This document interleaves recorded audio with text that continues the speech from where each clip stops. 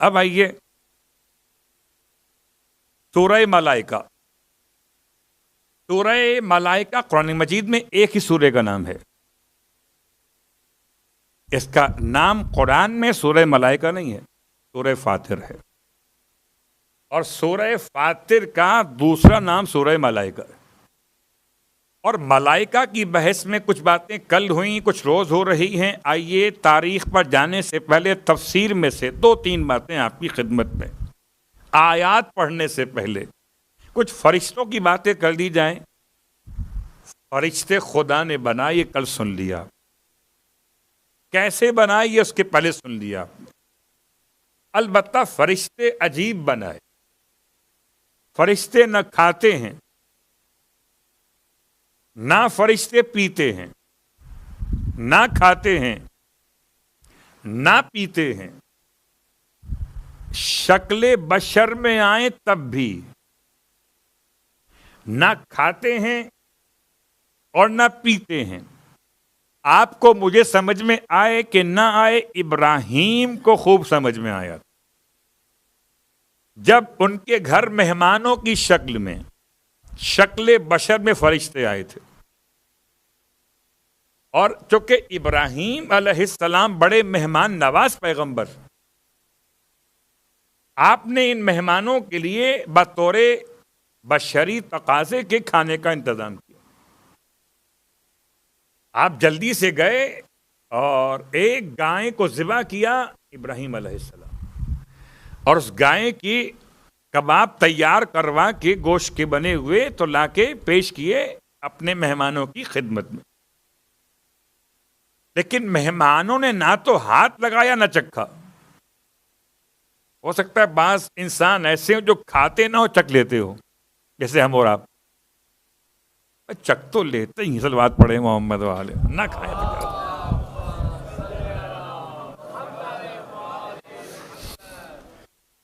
ایسا ہے کہ نہیں؟ کبھی ایسا ہو سکتا ہے نا کہ آپ تکلف کر رہے ہوں یا واقعا بھوک نہ ہو، تو آپ کا میزبان آپ سے کیا کہتا ہے، چک تو لیجئے. آپ چک لیتے. لیکن پریشان ابراہیم علیہ السلام ہوئے کہ یہ عجیب مہمان ہیں جو نہ کھاتے نہ چکتے. آپ نے اپنے نفس میں ایک خوف محسوس کیا، اور خوف محسوس کرنے پر یہ کیسے انسان ہیں، بھلا بھنا ہوا گوشت دیکھ کر یہ نہ کھاتے ہیں نہ چکتے ہیں. تو ان آنے والے مہمانوں نے اپنا تعارف کرایا، گھبرائیے مت، ہم انسان نہیں ہیں جو یہ کھائیں گے، خدا کا بڑا احسان ہے، فرشتے انسان نہیں ہیں، ورنہ بڑا مشکل ہو جاتا. اگر کھانے پینے والے ہوتے تو کیا کیا نہ ان کو کھلایا جاتا. صلوات پڑھے محمد والے محمد.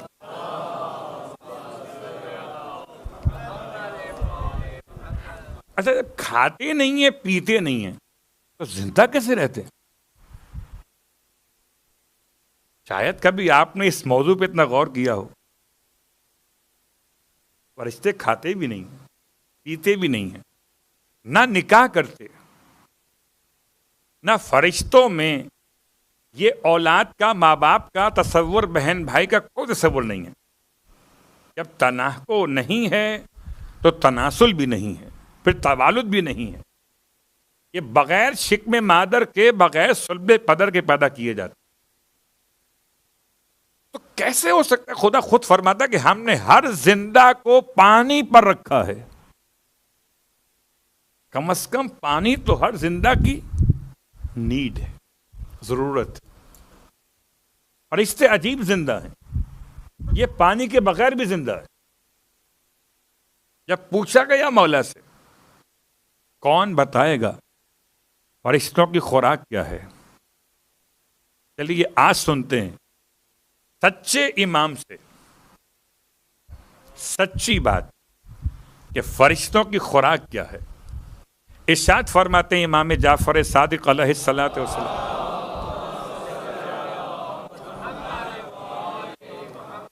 فرشتوں کی خوراک ہے نسیم العرش. نسیم کہتے ہیں خوشبودار ہوا کو. عرش کہتے ہیں خدا کے اقتدار کی علامت کو. فرشتوں کی حیات اور بقائے حیات کا عنوان ہے خدا کے اقتدار اعلیٰ کی اچھی ہوا ان کی خوراک ہے. بات واضح ہو گئی. فرشتے زندہ کیسے؟ فرشتوں کو خوشبو اچھی لگتی ہے، فرشتوں کو بدبو اچھی نہیں لگتی، اس لیے فرشتے اس گھر میں نہیں آتے جس گھر کے دروازے پر کتا پالا جائے. فرشتے اس گھر میں نہیں آتے جس گھر میں کسی مورت کو بنا کے رکھا جائے، مجسمہ سازی. فرشتے اس گھر میں نہیں آتے جس گھر میں کسی برتن میں یورین پڑا ہوا ہو. برتن یعنی کوئی ظرف، جسٹ لائک کموڈ آج کے دور کی مثال. اس لیے فلیش ٹینک آن کرنے کا مسئلہ سمجھ میں آئے گا. فرشتے، یہ روایت پڑھ رہا تھا، اپنے پاس سے نہیں پڑھ رہا تھا، اور آپ تو سمجھتے کہ فرشتوں کو الرجی ہے اس طرح کی نجاستوں کے قریب جانے سے. ان کا دم گھٹتا ہے، ان کا دم آتا ہے جب خوشبو عرش کی آتی ہے. البتہ ایک مجبوری فرشتوں کی اور ہے، اور اس سے آج بیان کر رہا ہوں، باقی باتیں انشاءاللہ ہو سکتا ہے اب یہ 4 دن کے بعد آئیں گی. کون سی بات؟ سرکار ختم یہ مرتبہ صلی اللہ علیہ وآلہ ارشاد فرماتے ہیں،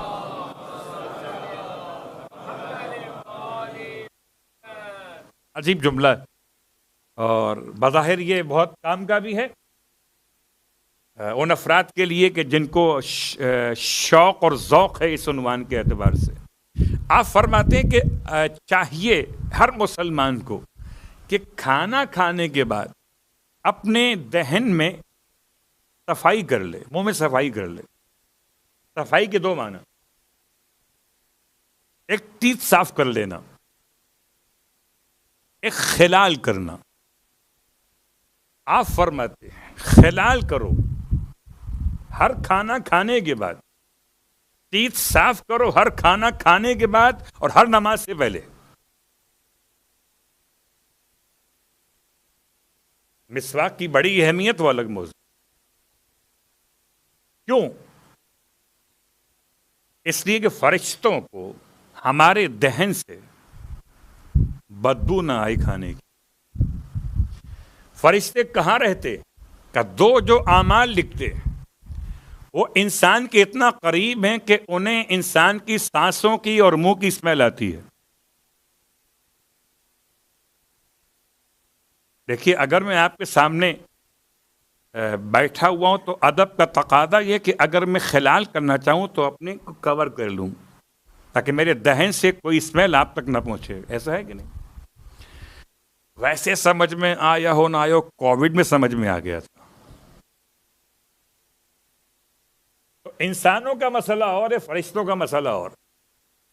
کیونکہ فرشتے اعمال لکھنے والے اتنا قریب ہیں اور فرشتے یوز کرتے ہیں ہماری سانسوں کو بھی اور ہمارے منہ کے پانی کو بھی، ہماری زبان کو بھی. فرشتوں کو الرجی ہوتی ہے کتنا گندا منہ ہے، کیا زبان نکالیں لکھنے کے لیے. اس لیے اللہ کے حبیب نے دہن کی صفائی پر بڑا زور دیا. دہن، منہ کی صفائی. اب یہ باقی مسئلہ جو ہے وہ ڈینٹسٹ سے آپ پوچھ سکتے، میرا یہ فیلڈ نہیں ہے کہ میں اس کے بارے میں اور کوئی تحقیق بیان کروں، لیکن فرشتوں کا یہ مسئلہ سرکار نے ارشاد فرمایا. فرشتے پوچھا گیا معصوم سے کہ مولا انہیں خبر کیسے ہوتی ہے؟ ہم تو بڑا چھپ کے کام کر رہے ہوتے ہیں، موبائل پر کیا لگایا نہ بچے کو پتا نہ بیگم کو پتا، ایسا اس میں لاک لگایا ہوا ہے. آج تو خیر سب لاک کھل جاتے ہیں، وہ الگ بات، موضوع ہی الگ. لیکن ہم اپنے لحاظ سے بڑا محفوظ ہوئے کام کر رہے ہوتے ہیں کہ ہمارا پن کوڈ کسی کو معلوم نہ ہو بینک میں کتنے پیسے. یہ فرشتوں کو معلوم کیسے ہو جاتا ہے کہ ہم کیا کرنے والے. آپ نے ارشاد فرمایا تمہاری سانس اس لیے ہے وضو میں استنشاق، ناک کے اندر پانی لینا، تمہاری سانسوں سے خوشبو آتی ہے اگر تم کار خیر کا ارادہ کرتے ہو، اور تمہاری سانسوں سے اسمیل آتی ہے جب تم کسی گناہ کا ارادہ کرتے ہو، تو فرشتے تمہاری خوشبو سے تمہیں پہچان لیتے ہیں کہ تم نے ارادہ مجلس حسین میں جانے کا کیا ہے، تمہاری سانسوں سے خوشبو آنے لگتی ہے۔ پھر جب پوچھا گیا 7ویں امام سے، مولا آپ بتائیے کہ فرشتے لکھتے کس چیز سے ہیں؟ کیا ساتھ میں لے کر آتے ہیں؟ نہ قلم لاتے ہیں نہ لوح لے کر آتے ہیں، نہ قلم نہ کاغذ، کیا لاتے ہیں؟ پھر کچھ نہیں لگے آتے، پھر کیسے لکھتے ہیں؟ کیا تمہاری زبان سے لکھتے ہیں؟ تمہارے لعاب کو روشنائی بناتے ہیں اور تمہارے دل کے صفحے پہ لکھتے ہیں۔ بات کہاں سے کہاں نکل گئی؟ بات یہ تھی کہ فرشتوں کی خوراک کیا ہے اور فرشتوں کو کس چیز سے الرجی ہے۔ لیکن کبھی فرشتوں کی بات بڑی اونچی ہوتی ہے اور کبھی فرشتوں سے بہت اونچوں کی بات ہوتی ہے۔ جس اونچے کی بات ہم کر رہے ہیں آج تفسیر چھوڑتے ہوئے، باقی تفسیر انشاءاللہ اب 4 دن کے بعد بیان ہوگی۔ اب چلتے ہیں آپ کو لے کر مکۃ المکرمہ، اور مکۃ المکرمہ میں سارے دن اور رات کیسے گزارے وہ اپنے مقام پر۔ ایک رات امام نے ایسی گزاری کہ امام کی اس کارگزاری پر خدا خود اپنی رضائیں نچھاور کرنے لگا، ایسی کارگزاری تھی۔ اور پھر خدا نے فرشتوں کے 2 بڑے سردار جبرائیل و میکائیل، ان دونوں کو بلایا اور بلانے کے بعد فرمایا کہ تم دونوں کو میں ایک دوسرے کا بھائی بناتا ہوں اور تم میں سے ایک کی عمر بڑھا دیتا ہوں، یعنی ایک کی عمر دوسرے کے لحاظ سے زیادہ کر دیتا ہوں۔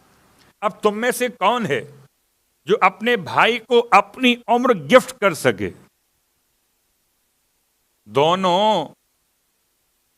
دونوں اللہ کے بارگاہ میں اپنی اپنی عمر کی بقا مانگنے لگے کہ پروردگار ہم چاہتے ہیں کہ ہم اور زندہ رہیں تاکہ تیری عبادت کریں، تیری اطاعت کریں، تجھے راضی کریں۔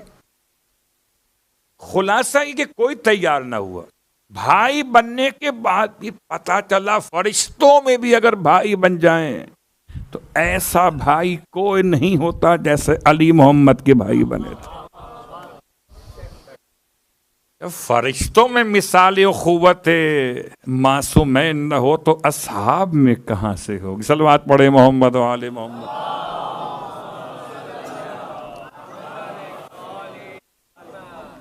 پھر پروردگار نے اس امتحان کے بعد، ابھی یہ ایک امتحان کی مثال تھی، باتیں بہت ساری ہو سکتی ہیں، فرشتوں کا امتحان کیا ہوتا ہے وہ الگ موضوع بنے گا۔ حضرت آدم کی خلافت کا مسئلہ الگ سے آئے گا، لیکن ابھی سن لیجیے کہ رات میں اللہ نے ان دونوں فرشتوں کو روانہ کیا، جاؤ اور جا کر ایک سرہانے کھڑا ہو جائے اور ایک پانتین کھڑا ہو جائے، اور دونوں رات بھر جا کر حفاظت کرو علی ابن ابی طالب کی۔ دیکھو یہ دونوں، ایک بھائی دوسرے بھائی پر اپنی زندگی قربان کر رہا ہے۔ دونوں نیچے آئے، اپنا قرآن لے کر آئے، اپنا تلوار لے کر آئے، اپنا دسترخوان لے کر آئے، اب اعزاز بلندی کردار کا پیغام لے کر آئے۔ ایک سرہانے کھڑا ہو گیا، ایک پانتین کھڑا ہو گیا، اور دونوں مل کر مولائے کائنات کو مبارک بات دینے لگے، بخن بخن یبن ابی طالب۔ یہ عرب کا طریقہ تھا، جب کسی کو مبارکباد دیا کرتے تھے تو ابا کا نام لیتے تھے، اے ابو طالب کے بیٹے آپ کو مبارک ہو، مبارک ہو۔ خدا آپ کے لیے فخر و مباحات کر رہا ہے فرشتوں پر. اللہ اکبر. خدا فرشتوں پر فخر و مباحات کر رہا ہے. آپ کو مبارک ہو، آپ کا یہ مقام ہے. میں اشارے مکمل کر چکا اور رات کیسے گزاری، صبح نمودار ہوئی. پھر مولائے کائنات نے کیا معاملات انجام دیے، ان میں سے ایک مسئلہ بیان ہو چکا، باقی مسائل بیان کر رہا ہوں. اللہ کے رسول چلے گئے جبل ثور کی طرف. جبل ثور ہے یمن کے راستے پر. یمن کے راستے کے ساتھ عرفات کا راستہ بھی ہے، وہی روٹ بن رہا ہے. عرفات اور آگے جا کے طائف، پھر یمن، جبل ثور کا علاقہ. تو پیغمبر کا جبل ثور پر جانا اور 3 دن تک قیام کرنا اور 3 دن تک کھانا پہنچانے کے لیے کون جا سکتا تھا؟ مسلمان تاریخیں عجیب نام لیتی ہیں. نام لیتی ہیں خاتون کا، لیکن کوئی خاتون جو نکاح میں نہ آئی ہو تو محرم کیسے ہو سکتی ہے؟ ہاں، محرم راز مولا کائنات علی ابن ابی طالب علیہ الصلوۃ والسلام جا رہے.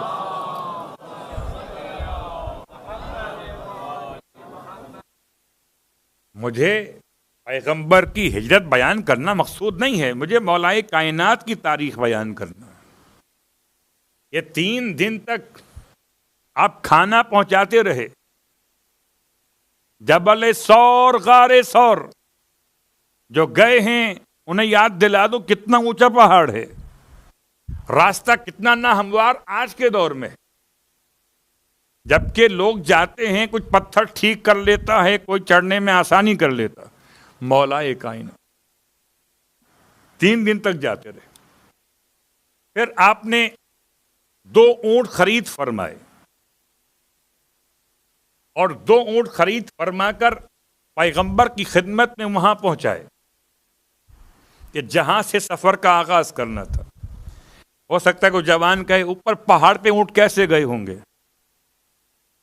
تو اگر آپ میں سے کوئی گیا ہے آج سے 4-5 سال پہلے، نہیں، تقریباً 8 سال پہلے، جبل نور پر، نا، جبل رحمت پر. تو جبل رحمت پر ایک زمانے میں اونٹ جاتے تھے اوپر.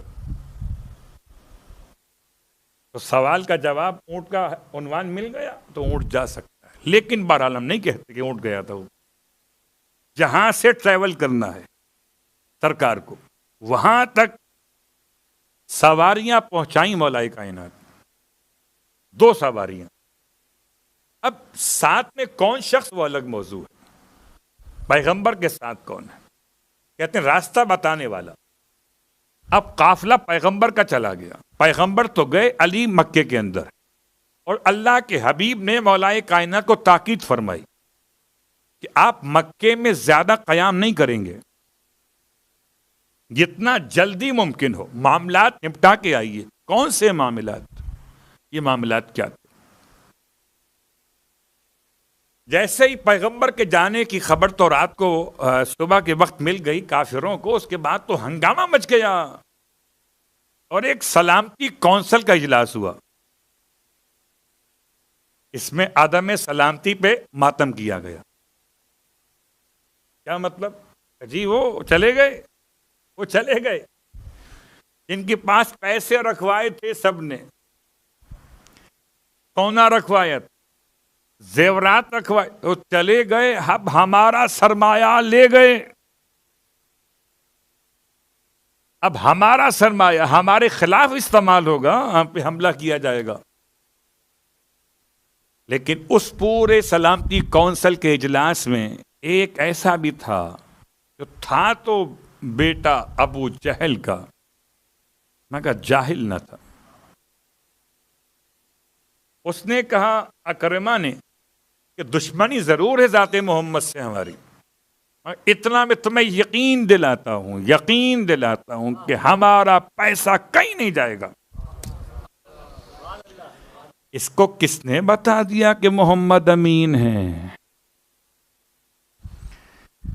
تو اب پیغمبر کے جانے کے بعد مولا کائنات کی ذمہ داری مکے میں کیا تھی جو رہ گئے تھے آپ؟ ایک تو جان بچائی بستر پہ سو کر، پھر عزت بچائی امانتیں واپس لوٹا کر. جو پیغمبر کی جان بچائے وہ علی, جو پیغمبر کا مان بچائے وہ علی.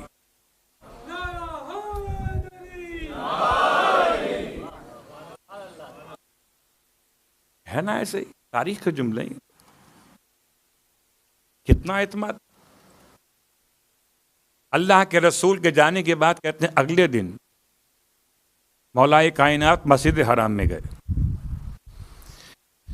اور مسجد حرام میں جا کر آپ نے کعبے کی چھت سے اعلان کیا.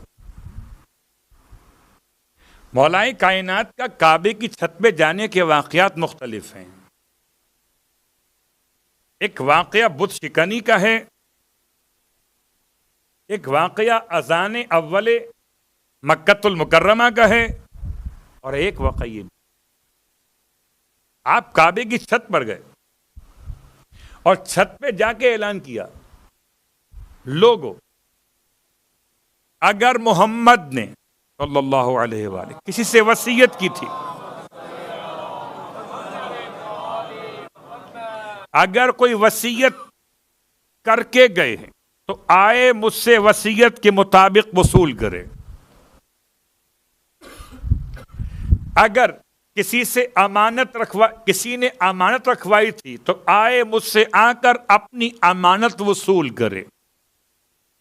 اور اگر کسی سے محمد نے وعدہ کیا تھا تو آئے میں وعدہ پورا کرنے کو تیار ہوں. 3 جملے تھے, وصیت, امانت اور وعدہ.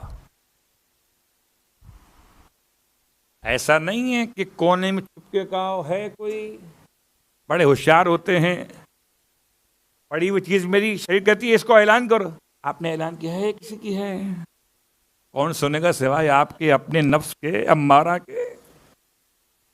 یہ امارہ کے تو مسائل سارے, امارہ نے بہت مارا ہے وہ الگ بات. آپ نے کعبے کی چھت سے اعلان کیا کہ عام تو عام, بہرے بھی سن لیں. کل کو کوئی یہ نہ کہے کہ ہم تو لٹ گئے, محمد ہمارے زیورات لے گئے, پیچھے کوئی تھا ہی نہیں جس سے ہم ریکور کرتے. اس لیے اللہ کے رسول نے اب وہ مسئلہ اپنے مقام پر, اتنا بڑا اعلان ہو گیا تو کچھ ایسے بھی ہوں گے 2-4 کیس تو جو غلط ہوں گے. یہ سوچ کر چلے آئے کہ بیچارہ علی, سے کیا خبر نبی کو کیا دیا تھا, آپ وصول اس سے کرنا ہے. مولا فرماتے ریسپٹ لے کر آؤ, کوئی تحریر لے کر آؤ, کوئی ریکارڈ تو ہو پیغمبر کا لکھا ہوا تمہارے پاس. آپ نے کسی ریکارڈ کی, کسی سلپ کی کوئی بات نہیں کی, ریسپٹ نہیں مانگی, آ جاؤ لے جاؤ مجھ سے آ کے. وصیت ہے تو لے جاؤ, وعدہ ہے تو لے جاؤ, امانت ہے تو لے جاؤ. تو کچھ ہوشیار پہنچ گئے علی کو چلانے کے لیے, اور یہ جو زمانے کو چلا رہا ہو اس کو چلانے پہنچائے بیچارہ یہ. وہ بھی اچھا, جب یہ ایک صاحب آئے, اب مولا کائنات کے پاس وہ جو پیغمبر دے کر گئے ساری امانتیں کمرے کے اندر, اس میں زیورات بھی ہیں, دینار بھی ہیں, درہم بھی ہیں, لوگوں کی قیمتی چیزیں بھی ہیں. اس زمانے میں کوئی بینک نہیں تھا کہ جہاں پر امانت رکھوائی جاتی, کوئی ایسے عنوانات نہیں تھے.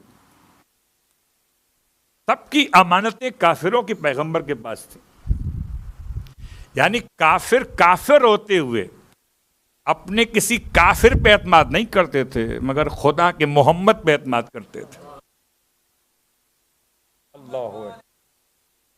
صلی اللہ علیہ وآلہ وسلم.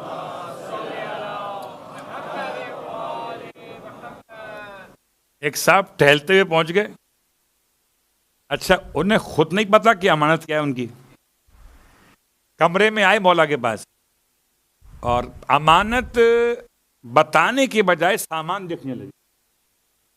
یہ کیا رکھا ہوا, یہ کیا رکھا ہوا, یہ کیا رکھا ہوا, یہ کیا رکھا ہوا. اور سب سے قیمتی چیز دکھائی دی, یہ ہماری ہے, یہ چیز جو ہے وہ ہماری ہے. اب سمجھتے تھے کہ یہ کیا، ان کو کیا پتا کہ کس کی ہے، ہمیں کیا دے دیں گے اٹھا کے. امام نے ارشاد فرمایا یہ تمہاری ہے؟ ہاں میری ہے. تمہاری ہے نا، لے جاؤ. جیسے ہی انہوں نے اس قیمتی شے کو، زیور تھا یا سونا تھا، اٹھانا چاہا تو ہاتھ سے چپک گیا، یا ہاتھ اس سے چپک گیا، اور ایسا چپکا کہ کمرے سے باہر جانے سے پہلے ہی اقرار جرم کر لیا. وہ محکمہ پولیس کیوں بنائے؟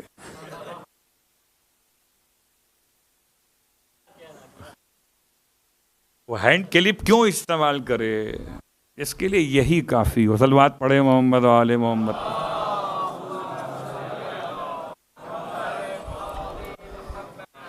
تو مولائے کائنات کی تاریخ پڑھتے ہوئے، یہ بہت بڑا کام تھا، چھوٹا کام نہیں ہے. کسی کافر نے پیغمبر کے ہجرت کرنے کے بعد کوئی کلیم کیا، جھوٹی تاریخ میں بھی نہیں ملے گا. کہ کسی کافر نے کلیم کیا کہ پیغمبر چلے گئے، دھوکہ دیا ہمیں، ہمارا مال لے گئے، ایک دینار یا ایک درہم یا ایک اشرفی یا ایک کوئی سونے کی چیز، کوئی کلیم نہیں ہے. کلین چٹ ہے پیغمبر کے لیے. کوئی وائٹ پیپر جاری نہیں ہوا کفار مکہ کی طرف سے. اللہ اکبر. اس سب کی ذمہ داری کس کے ہاتھ میں ہے؟ جو کافروں کی امانت کسی اور کو نہ دے علی کے سوا، وہ خدا کی امانت کسی اور کو دے گا علی کے سوا.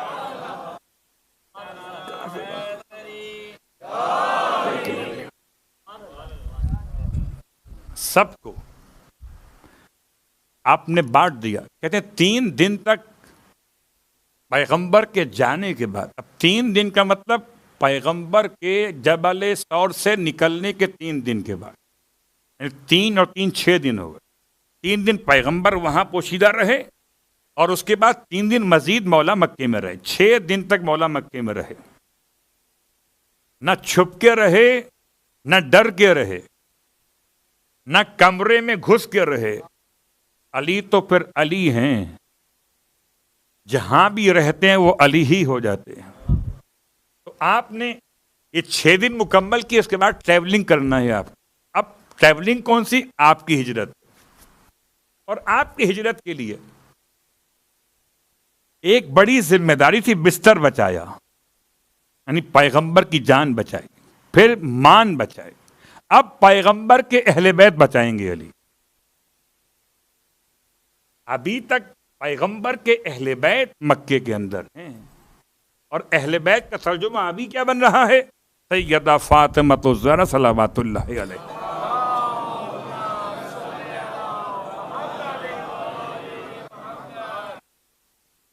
جب پیغمبر چلے گئے بیٹی کو لیے بغیر، تو بیٹی کو کون محفوظ کر کے لے کر آئے گا؟ کوئی بھی نہیں ہے سوائے امیر المومنین کی. اور پھر یہ عام ہجرت نہیں ہے. آپ کو خوب اندازہ ہو رہا ہو اس بات کا کہ پیغمبر کے جانے کے بعد اب مولائے کائنات اگر مکہ چھوڑ دیں تو کافروں کو رہی صحیح امید پیغمبر کے واپس پلٹ کے آنے کی ختم ہو جائے گی. جب تک اہل بیت پیغمبر مکے میں ہیں تو ایک چانس تو ہے نا کہ شاید محمد واپس آ جائیں، یا ان کے اہل بیت کو اس طرح محبوس کر لیا جائے، قید کر لیا جائے کہ پیغمبر کو آنے پہ مجبور کر دیا جائے. علی کے ہوتے ہوئے کسی میں مجال تھی جو اہل بیت محمد پہ نگاہ ڈال دیتا؟ مولا نے تیاری شروع کی. حکم پیغمبر ہے، کعبے کی چھت سے اعلان کیا، اور 3 دن تک سب کا انتظار کیا. جب کمرہ بالکل خالی ہو گیا اور کوئی چھوٹا بڑا کافر مرد یا عورت کوئی نہیں بچا، کوئی پیغمبر کا وعدہ، کوئی امانت، کوئی وصیت کسی نے اب کوئی کلیم نہیں کیا تو اب امام نے ٹریولنگ پلان کیا، اب نکلنا ہے مکے سے، ہجرت کرنا ہے۔ سب سے مشکل ہجرت ہے، آسان نہیں ہے۔ کیوں؟ اس لیے کہ اہل بیت کی حفاظت کر کے لے جانا ہے۔ مولا کائنات نے آپ کے گھر کو آپ کے وصیت کے مطابق حوالے کیا جناب عقیل کے، اور پھر وہاں سے آپ نے اس کاروان کو تیار کیا، 3 خواتین ساتھ میں، 3 اور اس کے ساتھ ساتھ ایک چوتھی خاتون بھی، 3 کا مطلب 3 فاطمائیں ہیں، فاطمہ بنت محمد، فاطمہ بنت امیر حمزہ اور فاطمہ بنت اسد۔ بعض کہتے ہیں 4 فاطمائیں تھیں، فاطمہ بنت زبیر بھی، تو 3 فاطمہ ہوں کہ 4 فاطمہ ہوں، ان سب کو، اور ساتھ میں ام ایمن آپ کی کنیز جو ہے برکہ، پیغمبر کے والد کی کنیز، یہ پورا قافلہ تیار ہوا۔ اور اب یہ قافلہ اماریوں کے ساتھ مکہ چھوڑ رہے۔ مکہ چھوڑتے ہوئے کفار مکہ نے اپنی نیچ حرکت تو دکھانی ہے، کیونکہ کافر ہے نا، کچھ نہ کر سکے تو کم از کم کچھ تو کریں گے۔ تو کہتے ہیں کہ 7 یا 8 لوگ مکے کے باہر جا کے چھپ گئے، تاریخ کے جملے ڈاکوؤں کے اسٹائل میں، وہ ڈھاٹے واٹے باندھ کر کہ کسی طریقے سے اس چھوٹے سے قافلے کو پریشان کر، اور یہ جا کر چھپ گئے۔ اور سامنے جب مولا کا یہ قافلہ مکے سے باہر نکلا تو علاقہ زجنان پر پہنچا، اور زجنان کے علاقے پر جب پہنچا میرے مولا کا قافلہ اہل بیت محمد کو لیے ہوئے، تو یہ ڈاکوؤں نے قافلے پہ حملہ کر دیا۔ ڈاکوؤں نے قافلے پر حملہ کر دیا۔ 7 لوگ ڈھاٹے باندھے ہوئے تھے، اور ایک ایسا بھی تھا جو ڈھاٹا کھول کے سامنے آ گیا، یا یوں کہیے اس کا ماسک ڈھیلا ہو گیا، اتر گیا۔ یہ کون ہے؟ غلام ہے کسی کا، اس کا نام بھی تاریخ کا حصہ بن گیا۔ لیکن ڈھاٹا باندھے ہوئے شخص نے ایک عجیب کام کیا۔ مولا کائنات نے تلوار نکالی اور سارے ان اماریوں کی حفاظت کی جو ساتھ میں خواتین پر بیٹھی ہوئی تھیں۔ لیکن ایسے میں چھپ کر ایک شخص نے ایک عجیب کام کیا، اور عجیب کام یہ کیا کہ اس نے ایک اونٹ کو ایک نیزہ چبو دیا۔ جب اونٹ کو نیزہ لگا تو وہ تو حیوان ہے، زخمی ہوا اور وہ اچھلا، درد کی شدت سے وہ اونٹ اچھلا۔ اس کے اچھلنے سے اب اور جو اماریاں ہیں ان میں اور بیویاں بھی ہیں، یہ 4 فاطمائیں ہیں، ایک ام ایمن ہیں، اور جناب حالہ کی وہ یتیم بچیاں ہیں، جو بچیاں نہیں خواتین ہیں، پوری 3 بیٹیاں، ان میں سے ایک کا نام زینب۔ جناب زینب کا جو اونٹ ہے اس کو زخمی کر دیا گیا، اچھلا، اور جناب زینب پریگننٹ تھی، اور آپ کا حمل ضائع ہو گیا، اس اونٹ کے اچھلنے سے بچہ ضائع ہو گیا۔ مولا کائنات اس سارے معاملے کو ٹیکل کرتے ہوئے اس پورے قافلے کو، ان ڈاکوؤں کو ان کے انجام تک پہنچایا، مگر وہ ایک شخص بھاگ نکلا، یا اس نے چھپ کر ہی حملہ کیا، سامنے نہیں آیا۔ آپ نے بہت بڑا جہاد کیا، کسی بھی ایک فاطمہ پر کوئی آنچ نہیں آنے دی، سب کو وہاں سے نکال کے لے آئے۔ آپ کو اندازہ ہے، یا شاید تاریخ آپ نے اگر نہ پڑھی ہو تو آپ کو اندازہ نہیں ہوگا، میرے مولا کے پیروں سے خون بہنے لگا، راستے بدل بدل کے کہیں اور سے حملہ نہ ہو جائے، غیر معروف راستوں سے، کہیں نشیب کہیں فراز۔ اس پورے قافلے کو جب لے کر پہنچے ہیں قبا کے علاقے میں تو آپ کے دونوں پیروں سے خون جاری تھا۔ اللہ کے رسول یہ حالت دیکھ کے روتے تھے مولا کائنات۔ بس عزیزو، ایک قافلہ یہ ہے اور دوسرا قافلہ وہ ہے جو چلا تھا مدینے سے۔ یہ کون سا قافلہ ہے؟ اس میں ایک بہن ہے جو اپنے بھائی سے ملنے کے لیے بڑی بےتاب ہے۔ آج ماہ رمضان کی 17 تاریخ ہے، دل چاہتا ہے 17 کے نام سے غریب الوطن کو یاد کرو۔ اور آپ تو پردیس میں بیٹھے ہوئے ہیں، آپ کو تو اندازہ ہے کہ پردیسیوں کی زندگی کیا ہوتی ہے۔ ہائے غریب الغربا، ایک بہن بھائی سے ملنے جا رہی ہے، 32 کے قریب آپ کے قافلے میں آپ کی فیملی کے لوگ شامل ہیں، آپ کے بھائیوں کی اولادیں، آپ بھی۔ اور جب منزل ساوا پر یہ قافلہ پہنچا تو آل محمد کے مخالفین نے حملہ کر دیا۔ اتنا مارا گیا کہ ایک نہیں دو نہیں 32 لوگ ذبح کر دیے گئے۔ کون بی بی ہے یہ؟ اس کا نام معصومہ قم ہے۔ کچھ بیویاں بچی ہیں، کچھ غلام بچے ہیں۔ یہ قافلہ فرماتی تھیں، میرے بابا نے قم کی بات بیان کی تھی، بتاؤ قم یہاں سے کتنا دور ہے۔ یہ قافلہ اس حالت میں قم پہنچا کہ شہادت کی خبر پہنچ گئی ہے قم کے مومنین کے لیے۔ پورے قم میں سوگ اور ماتم کا عنوان 32 شہیدوں کا ہو رہا تھا۔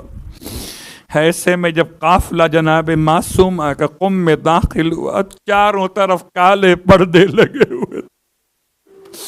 واہ مصیبت، ارے ہائے، لوگ ماتم کرتے ہوئے پرسہ دینے کے لیے قریب تھے اماری کے۔ سلام ہو ان ماتم گزاروں پہ، میں کہوں گا بی بی بھائی سے ملنے آئی تھی، مگر آپ کا استقبال قم میں ایسے ہوا کہ سیاہ پردے لگے ہوئے تھے۔ بی بی ذرا کوفے میں دیکھیے گا، ذرا شام میں آئیے گا، ایک بہن ہے بھائی کے کٹے ہوئے سر کے ساتھ۔ ارے کوئی کہتا تھا باغی کی بہن ہے، ارے کوئی صدقے کی روٹی اور کھجوریں اچھالتا تھا۔ جب شام میں داخل ہوئی، ارے کوئی پتھر مارتا تھا۔ واہ مصیبت، رونے والوں بس آخری جملہ، اپنے بھائی سے ملاقات نہ کر سکیں۔ بھائی خراسان میں تھے، بیمار پڑ گئیں قم میں پہنچ کر۔ امام رضا اپنی بہن کے جنازے کو اٹھانے قم آئے تھے۔ بس ایک جملہ رونے والوں، کس طرح قم آئے تھے، خراسان سے قم آئے تھے، امام کا بیٹا تقی جواد مدینے سے باعجاز امامت قم پہنچے تھے، جبکہ قم میں فاطمہ کا جنازہ اٹھانے والا کوئی محرم موجود نہ تھا۔ میں کہوں گا کم از کم 2 تو آ گئے، ایک نے ہاتھوں پہ اٹھایا، یہ بھی محرم ہے بھائی ہے، دوسرے نے قبر میں اتارا، یہ بھتیجا یہ بھی محرم ہے۔ لیکن کتنا غریب تھا سید سجاد، جب سکینہ کے جنازے کو قبر میں اتارا، ارے کوئی دوسرا نہ تھا، فریاد کرتے تھے بابا سجاد اکیلا، بہن کو لحد میں کیسے اتارا۔